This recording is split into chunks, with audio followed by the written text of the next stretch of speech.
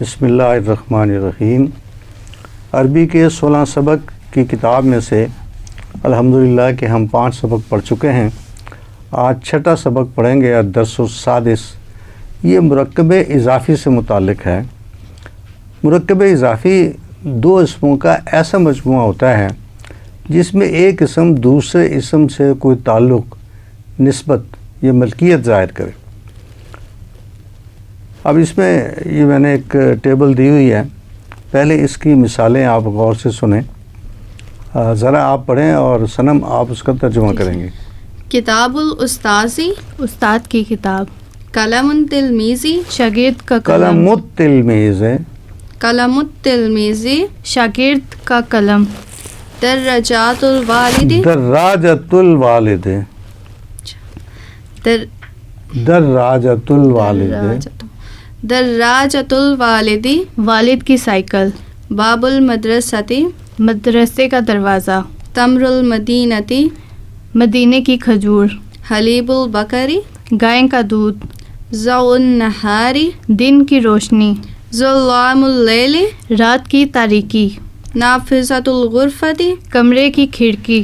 بنت الرجل، آدمی کی بیٹی۔ ازہار الحدیقتی، باغ کے پھول۔ باب الجنتی، جنت کا دروازہ۔ اس میں جو نوٹ کرنے والی بات ہے وہ یہ ہے کہ اس کا جو دوسرا اسم ہے اس کے نیچے ہمیشہ زیر آتی ہے، اس سے پتہ چلتا ہے کہ یہ مرکب اضافی ہے۔ عربی زبان میں کسی اسم کے نیچے زیر آنے کی صرف 2 ہی صورتیں ہیں، یا تو ان سے پہلے حروف جر ہوں، حروف جر میں سے کوئی ایک حرف ہو۔ جب کسی اسم سے پہلے حرف جر آتا ہے تو اس اسم کے نیچے زیر آتا ہے، اور دوسری شکل یہ ہے کہ وہ مرکب اضافی کا دوسرا اسم ہو۔ یہاں اب یہ نوٹ کرنے والی بات یہ ہے کہ اس میں جتنے بھی یہ دوسرا اسم ہے ان سب کے نیچے زیر آ رہے ہیں، جیسے عبداللہ، اللہ کا بندہ۔ بیت اللہ، اللہ کا گھر۔ رسول اللہ، اللہ کا رسول۔ اصحاب الرسول، صحابہ رسول۔ رسول کے ساتھی، ٹھیک ہے۔ رسول کے صحابہ۔ رسول کے ساتھی۔ یوم الحساب، حساب کا دن۔ ارض اللہ، اللہ کی زمین۔ بعث اللہ، اللہ کا غضب۔ قوم نوح، نوح کی قوم۔ حکم اللہ، اللہ کا حکم۔ عاقبۃ الامور، کاموں کا انجام۔ آیات القرآن، قرآن کی آیات۔ حیات الدنیا، دنیا کی زندگی۔ رحمت اللہ، اللہ کی رحمت۔ خلق الرحمن، رحمان کی تخلیق۔ سماع الدنیا، دنیا کا آسمان۔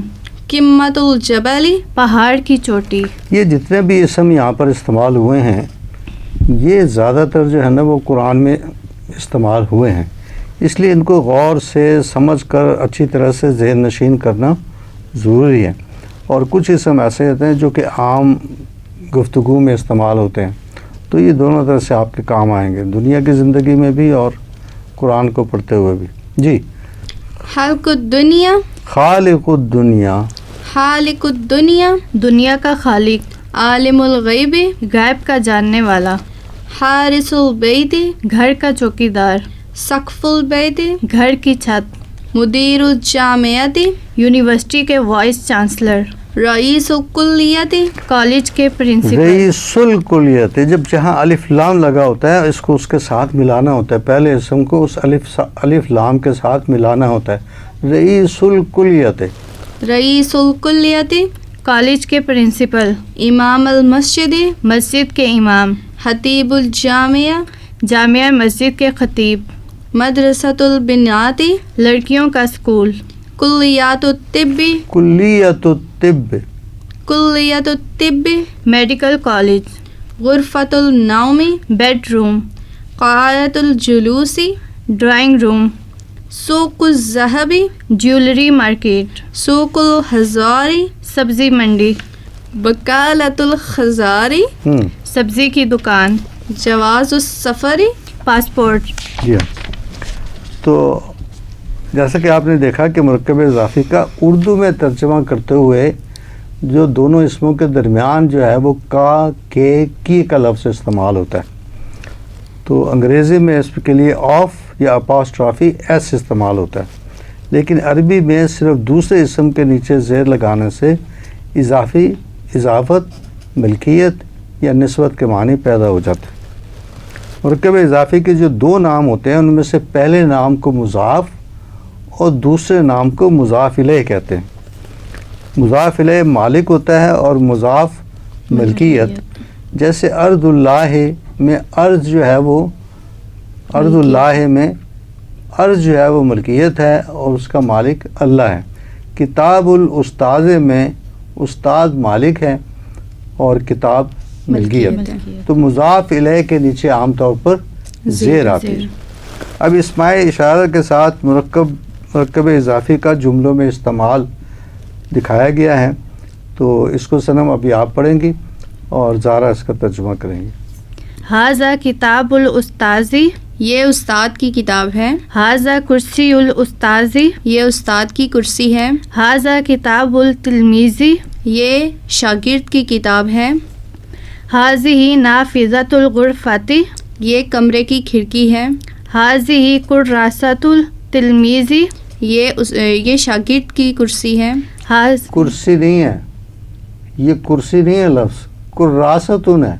کراستن کاپی کو کہتے ہیں، کاپی تو حاضی کراست التلمیذ ہے، یہ شاگرد کی کاپی ہے۔ کاپی، ٹھیک۔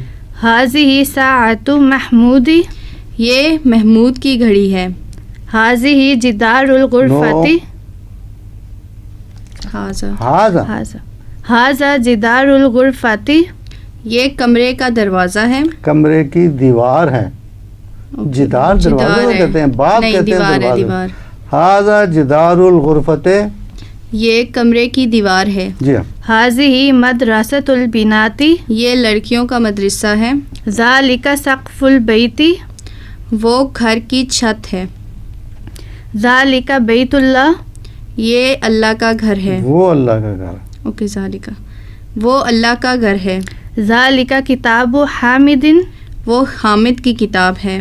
ذالک صندوق خلیل، وہ حلیل کا صندوق ہے۔ تلک مدرسۃ البنات، وہ لڑکیوں کا مدرسہ ہے۔ تلک آیات القرآن، وہ قرآن کی آیات ہیں۔ تلک مروحۃ الثقف، تلک دراجۃ الولد، وہ لڑکے کی موٹر سائیکل ہے۔ تلک سیارۃ المدیر، وہ ڈائریکٹر کی کار ہے۔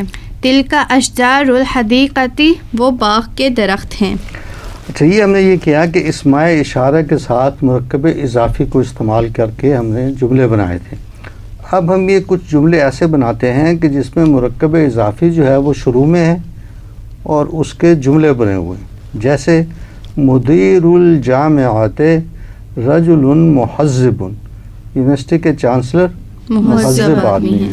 آگے رحمت اللہ قریب من المحسنین، اللہ کی رحمت نیک لوگوں کے قریب ہے۔ حارس البیت نشیط، گھر کا چوکیدار چست ہے۔ سقف البیت عال، گھر کی چھت بلند ہے۔ سوق الذہب بعید، سونے کا بازار دور ہے۔ سوق الخضار قریب، سبزی منڈی قریب ہے۔ اوکے جی، ہم یہ پڑھ رہے تھے کہ مرکب اضافی سے مزید جملے ہم بنا رہے تھے۔ تو بقالۃ الخضار مفتوحۃ، سبزی کی دکان کھلی ہے۔ یوم الحساب قریب، حساب کا دن قریب ہے۔ رسول اللہ رجل صادق، اللہ کا رسول سچا آدمی ہے۔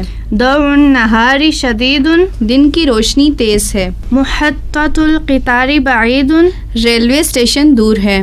عاقبۃ المؤمنین سعیدۃ، مومنین کا انجام نیک بخت ہے۔ حیات الدنیا لہو و لعب، دنیا کی زندگی تماشا اور کھیل ہے۔ ارض اللہ واسعۃ، اللہ کی زمین وسیع ہے۔ تمر المدینۃ لذیذ، مدینے کی کھجور لذیذ ہے۔ کتاب القصص معجب، کہانیوں کی کتاب دلچسپ ہے۔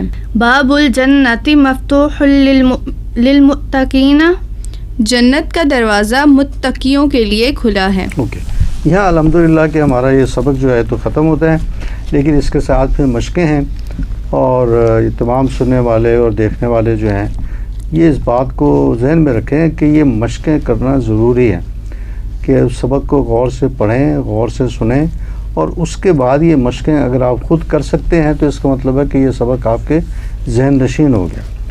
اب جیسے سوال نمبر 1 ہے کہ نیچے کچھ تراکیب دی گئی ہیں جو عربی میں ہیں اور ان کا ترجمہ اردو میں کرنا ہے. تو ذرا آپ پڑھیں گی اور سنم آپ اس کا ترجمہ کریں گی. فضل اللہ اللہ کا فضل. ہاں. گائے کا گوشت. ہاں جی حلیب المائزی بکری کا دودھ. ٹھیک ہے. نظافت الغرفتی کمرے کی صفائی. جزاء السالمی غذاء السالم. اچھا یہ نقطہ نہیں ہے. حذاء السالمی سالم کے جوتے. لون السمائی آسمان کا رنگ. نبات الارضی زمین کی نباتات. ضوء الشمس سورج کی روشنی. اسن غصن الشجر. حسن الشجر درخت کی ٹہنی. ظلام اللیل رات کی تاریکی. جی اب یہ نیچے کچھ اردو کے الفاظ دیے ہوئے ہیں، اردو کی تراکیب دی ہوئی ہیں، ان کا عربی میں ترجمہ کرنا ہے. اللہ کی رحمت. رحمت اللہ اللہ کا رسول. رسول اللہ متقیوں کی جنت. جنت المتقی متقین. جنت المتقین جنت المتقین. اوکے جنت المتقین. رسول کی اطاعت. اطاعت الرسول الف کے نیچے زیر ہے، اطاعت الرسول. اطاعت الرسول. چاند کی روشنی. ضوء القمر کہانی. ضاء القمر. ضوء القمر. کہانیوں کی کتاب. کتاب الاسطی قصص. قصص. کتاب القصص. کتاب القصص. کسی فقیر کی آواز. صداء الفقیر. جی ہاں ٹھیک ہے. اچھا اب اس کے اندر جو ہے نا میں نے مختلف مرکب توصیفی اور مرکب اضافی لکھے ہوئے ہیں. اب آپ نے یہ کرنا ہے، جو سننے والے ہیں اور دیکھنے والے ہیں، کہ وہ تو اس کی تحریری مشق کریں کہ ان کو الگ الگ کالموں میں لکھنا ہے. لیکن لوگوں کی رہنمائی کے لیے ہم اس کو پڑھیں گے اور یہ آپ بتائیں گے کہ کون سا مرکب توصیفی ہے اور کون سا مرکب اضافی ہے. جیسے بیت الامیر مرکب اضافی. دار الآخرت مرکب اضافی. قلم نفیس مرکب توصیفی. ساعت سمینۃ مرکب توصیفی. کرسی الحدید. مرکب اضافی. اضافی ہے نا. دیکھو دوسرا جو ہے دوسرا اسم اس کے نیچے زیر ہے، توصیفی میں دونوں میں پیش آتی جو ہے. زیر جو ہے وہ مرکب اضافی کے نیچے آتی ہے. کرسی یہ اکثر نے جو سوالات حل کیا تھا نا پچھلے مڈ ٹرم ایگزام ہوا، اس میں کرسی الحدیث سب نے اس کو مرکب توصیفی لکھا ہے لیکن یہ مرکب اضافی ہے. کرسی الحدید مرکب اضافی. فاکہۃ لذیذۃ مرکب توصیفی. لون السماء مرکب اضافی. الدرس السہل مرکب توصیفی. الباب المختلفۃ مرکب توصیفی. فواکہۃ ناضجۃ مرکب توصیفی. غرف البیت مرکب اضافی. عمود المسجد. مرکب اضافی. بڑی سیدھی سی بات ہے کہ جب دوسرے اسم کے نیچے زیر آئے تو اس کا مطلب ہے کہ یہ مرکب اضافی ہے، اور جس کے دونوں حرکات دونوں اسم کے اوپر حرکات ایک جیسی ہوں تو اس کا مطلب ہے کہ یہ مرکب توصیفی ہے. الحمدللہ کہ آج ہم نے یہ سبق ختم کر لیا اور انشاءاللہ تعالی آئندہ کی نشست میں ہم 7واں سبق پڑھیں گے.